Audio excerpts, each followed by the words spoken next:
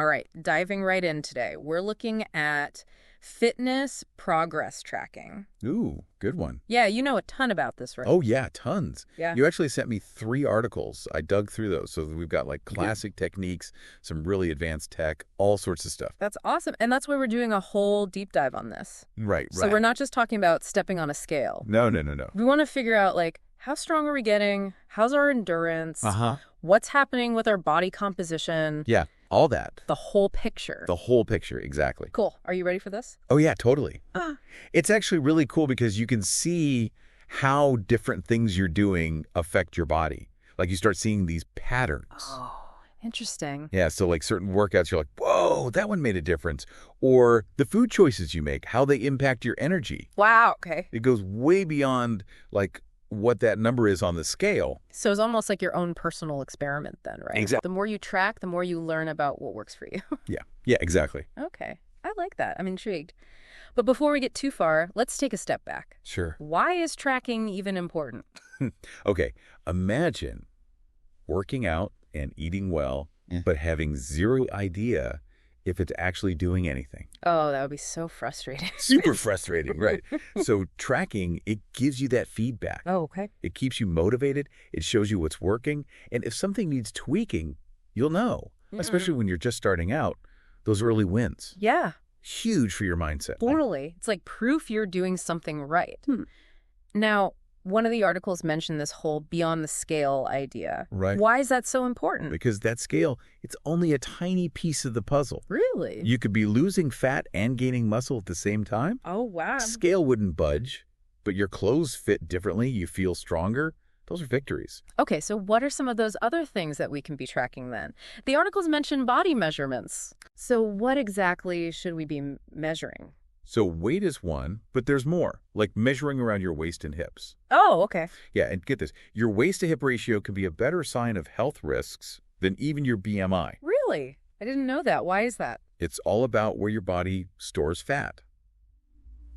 A high waist to hip ratio could mean more of that visceral fat, the kind around your organs, and that's linked to things like heart disease. Yeah, okay. So even if the scale says you're at a healthy weight, that ratio might tell a different story. Huh. That's really interesting. I'm definitely going to start tracking that. Good idea. The articles also mention body fat percentage. Yes. How do you even measure that accurately? I've heard about those calipers. Yeah, body fat caliper is pretty handy. They measure how thick your skin fold is at different spots. Okay. Now, there are different types, and the accuracy can vary, so using the same one consistently is good. So it's not just about, like, pinching yourself anywhere. There's, like, a technique. There are specific places you take the measurements, Mhm. and it's got to do it the same way each time to get reliable readings. Some people use those bioelectrical impedance scales, Oh, yeah. the ones that send a little electrical current through you, Uh-huh. but things like your hydration level can affect them, so take those with a grain of salt. Gotcha. So calipers, good starting point. Definitely. Another thing they mentioned were performance tests. Ah, yes. What are those about? It's a great way to see how your fitness is actually playing out in real life. Mm-hmm. Like timed runs, how many push-ups or pull-ups you can do, even just holding a plank, how long can you go? So it's not just about, like, how much weight you can lift. It's Right. like how your body's actually functioning. Exactly.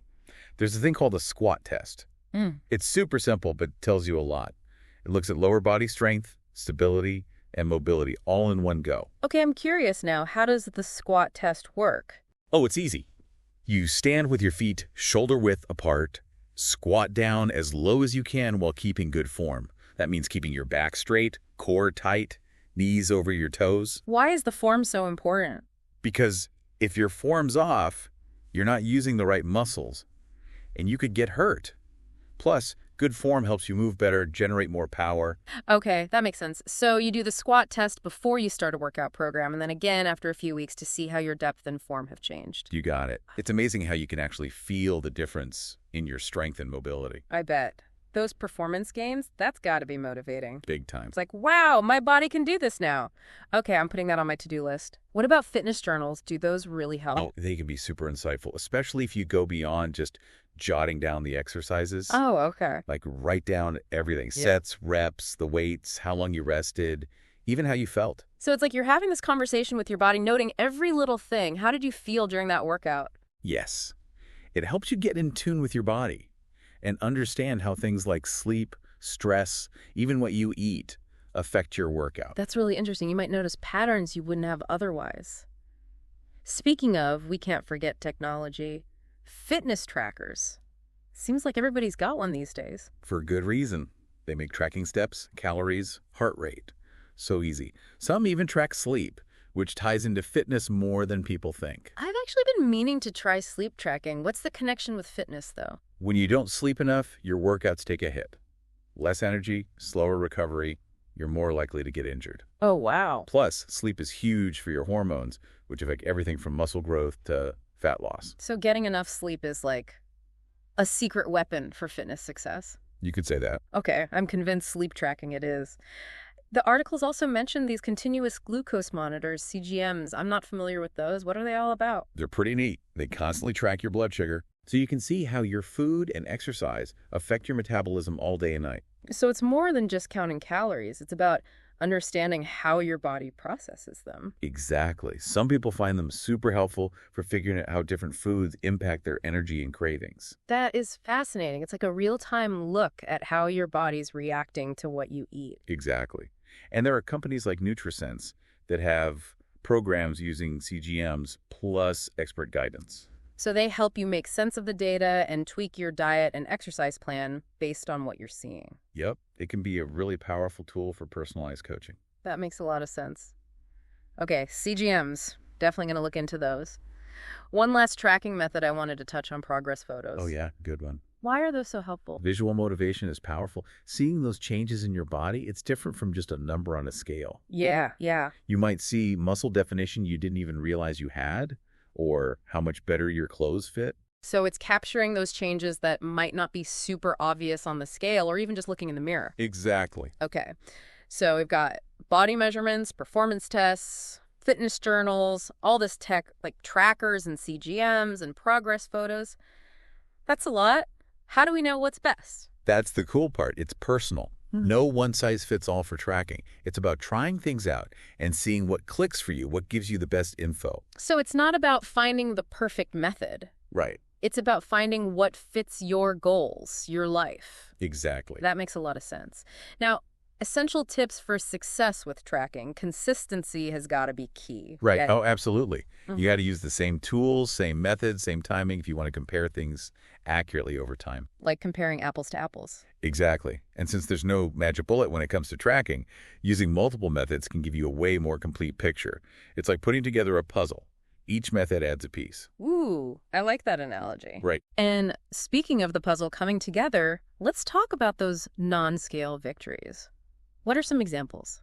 Think increased strength, more stamina, getting more flexible, just feeling better overall. Those are huge wins, even if that scale isn't moving. One of my biggest non-scale victories was when I could finally hike this really challenging trail without, totally being out of breath. That's awesome. It wasn't about weight loss. It was about feeling strong, capable. Yes. It's those moments you realize what your body can do that keeps you going. Totally. But let's be real, progress isn't always a straight line up. No. We hit plateaus. How do we deal with those moments when you're like, this is discouraging? It's all about patience and trust. Okay. Progress isn't always linear. It's about trusting the process, staying consistent, and celebrating every win along the way. So it's like a roller coaster. Ups and downs, but enjoy the ride. I like that mindset shift. Okay, so we've got our tracking methods. We're being consistent, celebrating wins, being patient. But how do we make tracking part of our daily routine? Sometimes it feels like just one more thing on the to-do list. Planning is key. Schedule specific times for tracking. Maybe right after your workout, while it's fresh. Or use one of the many apps that make logging easy. I love those apps. I use my fitness tracker to keep an eye on my activity level throughout the day. And a lot of those trackers give you personalized insights based on your data, like having a tiny coach on your wrist. Super motivating. But for the pen and paper folks, a good old notebook works too. Totally. The point is finding what feels natural, not like a chore. Yeah, that's important. And one thing from the articles I thought was really smart. Make sure you're consistent with how you track. Same tools, same time of day, being aware of anything that could throw off the data. Right, like weighing yourself first thing in the morning before you've had a bunch of water or eaten anything. Exactly. The little details matter. It's about being accurate so you can see those trends over time. Okay, so we've been tracking, we've got all this data. How do we make sense of it? Numbers can be confusing, especially if you don't know what they mean or how to use them. That's where understanding your baseline comes in. Those first measurements you take, that's your starting point. From there, you can see how things are changing and set realistic goals based on your progress. So it's not just about the numbers themselves, it's about what they tell you about how things are changing over time. Exactly. And that's why consistency is so important. It lets you see those trends and make changes if needed. It's like becoming a detective of your own body, using those clues to figure out what works and what doesn't. I love that. And don't be afraid to ask for help if you're not sure how to make sense of it all. A trainer or someone with experience can give you some great insights. So it's about building that support system. You don't have to go it alone. Now, this is something I think everybody struggles with at some point. Right. How do you stay motivated when progress is slow or just not there? Plateaus happen and they can be really frustrating. They can. But remember, progress isn't always that straight line upwards. It's more like a winding path. You'll have peaks and valleys. So a plateau doesn't mean you're doing anything wrong. It's just part of the process. Exactly. It could mean your body needs a new challenge or a little tweak to your routine. So it's a chance to mix things up, try something new. You got it. And remember those non-scale victories. Those are huge during these times. Celebrate the extra energy, the better sleep. Just the fact that you're showing up consistently, those are all signs of progress. Okay, that's a great way to reframe it. It's about the journey, not just the destination. Absolutely. Speaking of destination, let's talk about goal setting. How do we set goals that are tough but realistic, especially when we're tracking our progress? The first thing is figuring out what you really want to achieve. Is it about your health? Feeling more confident? Getting stronger? Those goals, they should be about what matters to you. So it's not about chasing some random number. It's about what success looks like to you. Yes. And once you've got that figured out, it's time to get SMART. Specific, measurable, achievable, relevant, and time-bound. I love that acronym. It makes goal setting so much, well, smarter. So we've talked a lot about the practical side of tracking, but there's this emotional side too, right? It's not just about numbers. It's about self-discovery and being okay with yourself. That is so important. Fitness tracking, it can bring up all sorts of feelings, good and bad. There's pride when you see progress, but also frustration or self-doubt when things aren't moving as fast as you want them to. Yeah, I can see that. It's about being kind to yourself, acknowledging those feelings without letting them stop you. You got it. Your worth isn't tied to your fitness progress or a number on a scale. It's about taking care of yourself, appreciating your body, and celebrating becoming the healthiest, happiest you. I love that. It's about loving the process, not just focusing on the end result. And remember, you're not alone in this. There are tons of resources, online groups, fitness pros, even just supportive friends and family. Yeah, your support system. Exactly. They can help you along the way. Okay, we have covered so much in this first part of our deep dive. We talked about all these different ways to track progress and some super important tips to make it work. But we're just getting started. I know, I can't wait for the next part. In part 2, we'll dig even deeper, talk about some of the nuances of tracking and how to use that data to make smart decisions and really personalize your approach. This is already so insightful. I can't wait for part 2. See you there. Back for more deep diving. You know, talking about all these ways to track, it really hit me how connected everything is when it comes to health and fitness. Right, like how sleep can mess with your workouts, all that stuff. One of the articles specifically talked about tracking things like how much water you drink, how much you sleep. Why are those so important? Okay, picture this. Your body is like this high-performance race car. Okay. It needs the right fuel, the right maintenance, water. That's the oil, keeps everything running smooth. Hydration, transporting nutrients, temperature regulation, all that impacts your workout. And sleep. Think of that as taking your car to the repair shop, letting it rebuild and recharge. So if you skimp on sleep, it's like skipping a tune-up. Exactly. And when you track those non-fitness things alongside your workouts, you get this amazing picture. Oh, wow. Like a giant puzzle, but with even more pieces. That makes sense. You know, I've always wondered, do people get discouraged when they first start tracking? Oh, totally. What if they don't see the results they were hoping for, or they compare themselves to other people? Oh, that's so common. Especially with social media these days, everyone's showing their best selves. It's like a highlight reel, not the behind the scenes. Exactly. So be kind to yourself. Focus on your own journey. It's about progress, not perfection, right? Right. Those small wins, those non-scale victories, those are Huge. Yeah, I love that progress, not perfection. It's about celebrating how far you've come, not comparing yourself to someone else's highlight reel. Okay, so we're fired up. We want to track. But how do we actually make it part of our daily lives? Sometimes it feels like another thing on the to-do list. Yeah, I hear that. It doesn't have to be a big production, though. Okay, big. It's about finding what works for you. Maybe you schedule times for tracking, Oh, okay. like right after your workout while it's all fresh, or one of those apps, super easy to log everything. I love those. I use my fitness tracker, keeps an eye on how active I am throughout the day.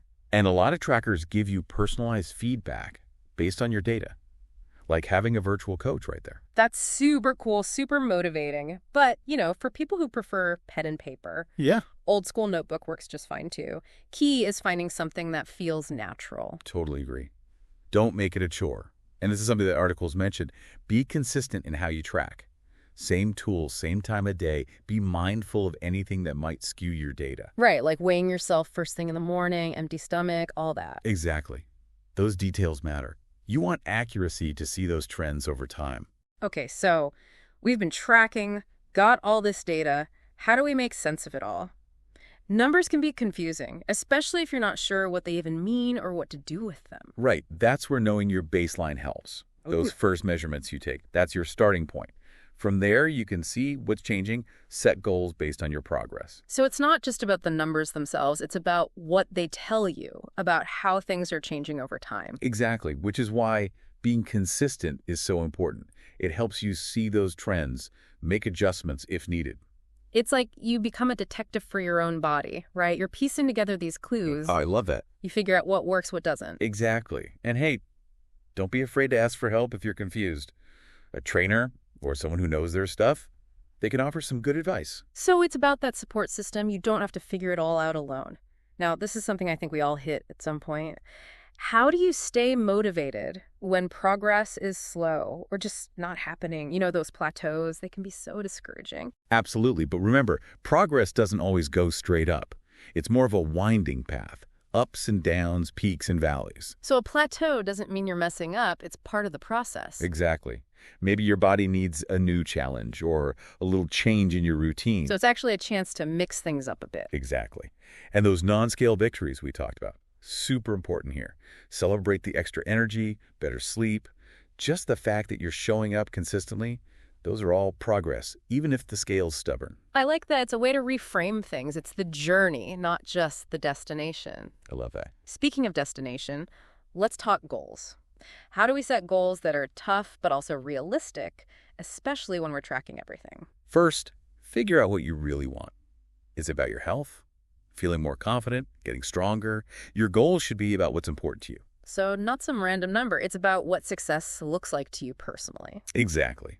Once you've got that, it's time to get smart with your goals. Specific, measurable, achievable, relevant, and time-bound. Oh, I love that acronym. It makes goal setting so much. Well, smarter. We've talked a lot about the practical stuff with tracking, but there's a whole emotional side too, right? Definitely. It's not just numbers and data. It's about figuring yourself out and being comfortable with who you are. Such a good point. Fitness tracking, it can stir up all sorts of feelings, good and bad.